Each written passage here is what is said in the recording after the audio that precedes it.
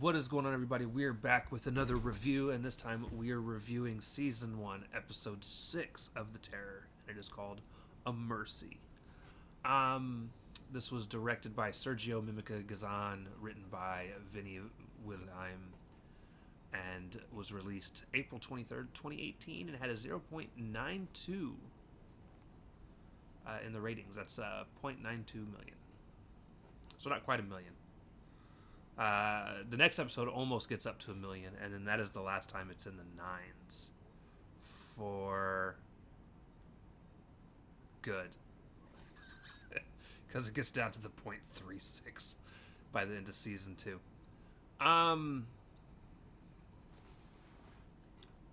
So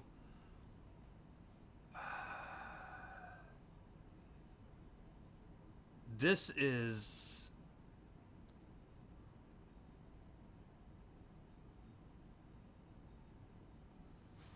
an insane episode. So for those of you that were watching the watch along, what I was getting ready to say, and I'll go ahead and say it here.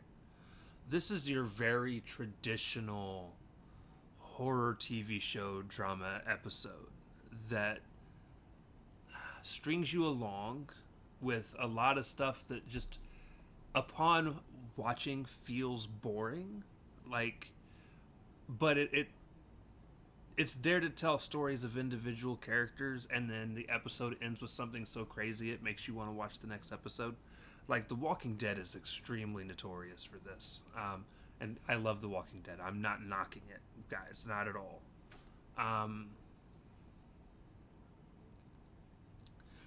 I do think it's shows like this and Walking Dead and stuff like that, though, that made me get into anthology horror in the first place.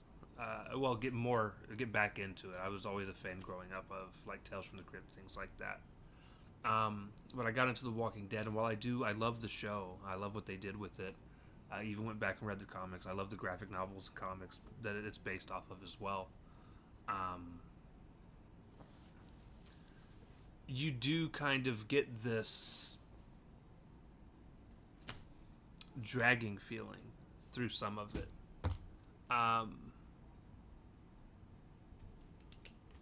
Yeah, you just do. It's a part of it. I will say, though, by the end of it, I was really enjoying it, and it did what it's supposed to. It makes me want to watch the next episode. So to give you a rundown of what happens, it's now January 1848. Ships are still trapped, obviously. You're not gonna not. They're never going anywhere ever again. And the new captain guy, Fitzjames is his name, is planning to abandon the ships and lead the men back to civilization. Now, what's really cool, though, is when he decides on this, the people that he tells that he's going to do this, he admits that Crozier was right, and they kept a deaf ear on him. They weren't listening.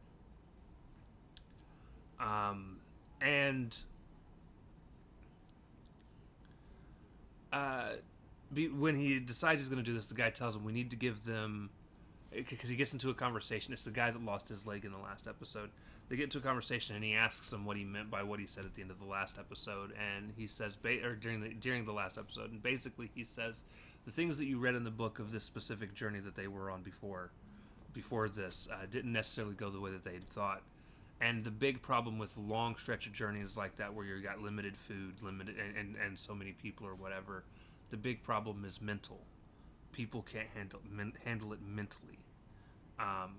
And he basically tells them, like, hey,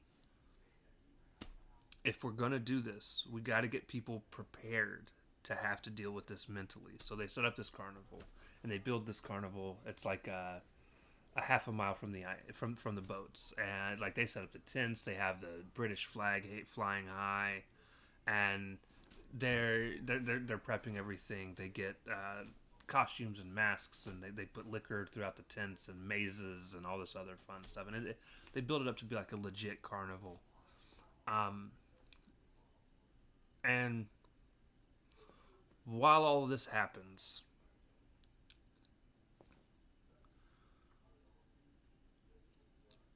the monkey that they'd been feeding the tin cans to was going crazy, and It eventually kills itself by going crazy, like it's banging itself against things inside this small room, and it dies.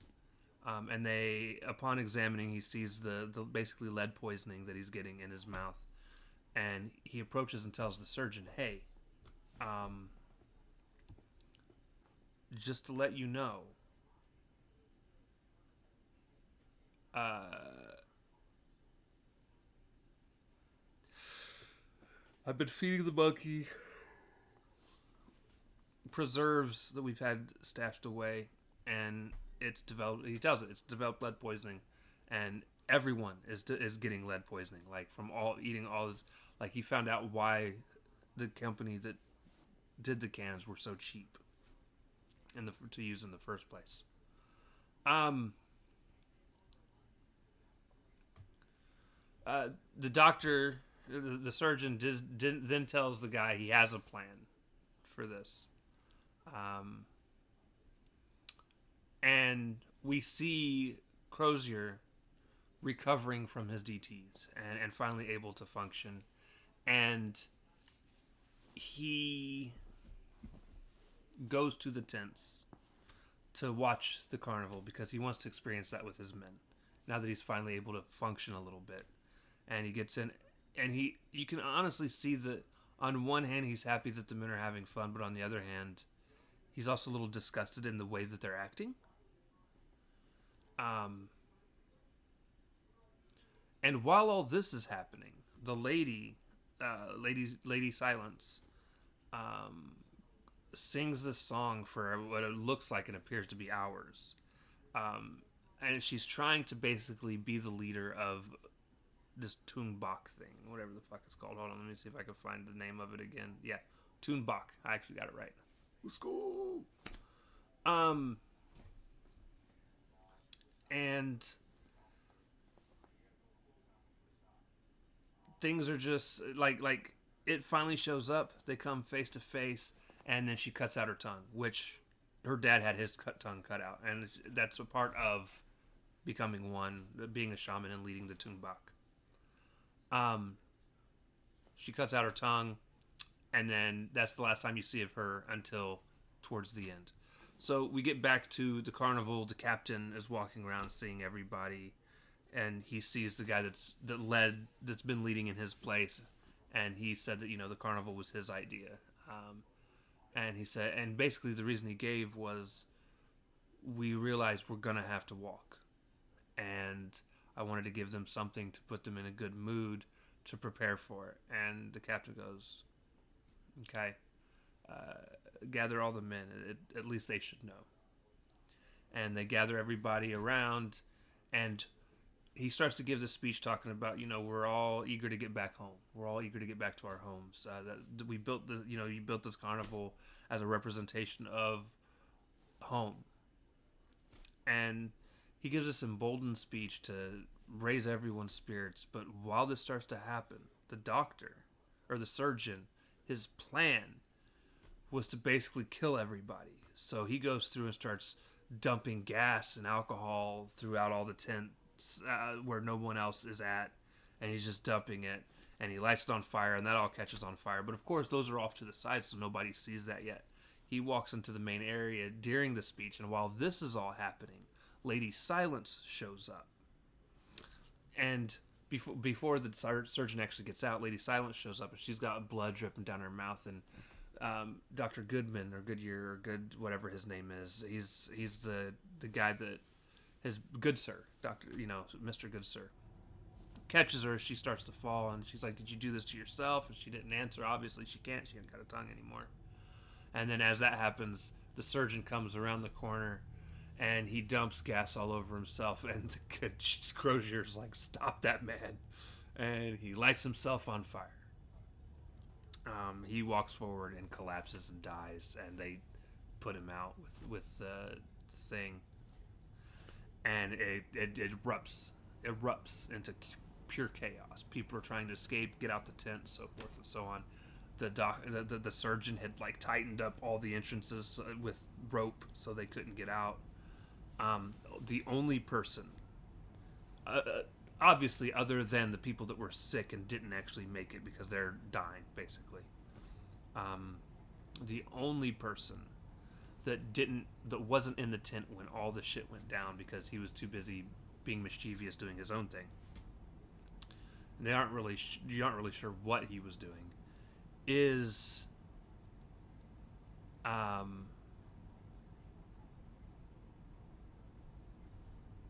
what's his face? Let me see if I not Doctor Stanley. Uh, Hickey, Mr. Hickey. Um, Mr. Hickey was the only one that didn't make it into the tent. Now, everyone eventually gets themselves up to the side of a tent and they're trying to pry it open with some stuff. And some people are getting caught on fire because the fire is just spreading and they're trying to get out. And eventually, Mr. Hickey on the outside is tossing crates and stuff aside because he sees where they're at. And he's trying to yell to them, I need you to back up. I'm going to cut it open. And they're not listening. So finally he just says, fuck it, I got to save as many as I can. And he stabs into the tent and cuts down. And it kills the person on the other side, which is the other doctor, Dr. McDonald. And I only know their names because Dr. Petty is killed in the blaze. Dr. McDonald is killed by Hickey when he cuts through the tent. And Good Sir is the only doctor or anything left. He's the only one. But yeah, he cuts through the tent, accidentally kills the other doctor, and so many people die. It's insane that his answer for the lead poisoning thing is just kill everybody. And it's also a good representation of human psyche in terms of when sheer panic sets in, people aren't thinking through clearly. They're just worried about trying to get out as quick as possible. Everyone was in such a panic and being so loud about everything they couldn't hear that the guy on the outside that wanted to cut them out was there to cut them out, and they ended up losing somebody else because of it. And honestly, they probably could have saved one, maybe two more people if they were able to hear him to cut it open real quick to get, everybody out. But instead, shit happened. That was so good though. By the end of it, again, a lot of the rest of it was kind of boring, but it's needed to tell the story of how we get to the big crazy shit. It looks like, okay, so we are 4 episodes out. All 4 episodes are directed by the same person, and it's the last person that's going to be doing any direction. He's the last new person. His name is Tim Milance. They're all written by different people, but he is the last person that is going to be directing all of them. And I'm super, super excited, though. We're nearing the end, guys. We've watched 6 episodes out of the 10.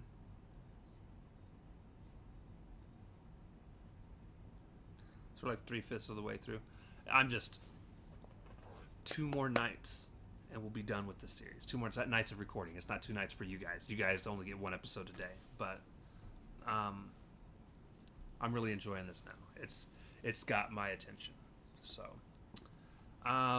which means I've got about roughly 4 to 5 more days before I actually get through this, because I record 2 episodes of one show one night, 2 episodes of another show the next night. And then weekends are a little spotty. I got plans with one of my best friends to do things online with him. We play a game together called Guess the Game or some shit like that. I don't remember exactly what it's called, but it's like a quiz thing based on video games. But we're going to be doing that. So recording-wise, which by the time you guys watch this, that will have already happened. I don't know why I'm explaining this to you, but I'm just excited for me to get through this because I'm enjoying it. I like it. I almost want to just jump into season 2 after this, but I won't. I will keep doing it the way that I'm doing it. This is the first show that's made me feel like that, though. I'm really liking where this is. I'm really liking the setup now that we're this far into it. And I don't get this feeling from the other shows because they're just individual episodes, and sometimes they're either... But it's all old. All the old stuff is what we're pretty much covering. So, some of it's good, some of it's just terrible. It's a crapshoot. But yeah, enjoyed this episode, loved it, and that's gonna do it, guys. So we'll see you next time. Peace.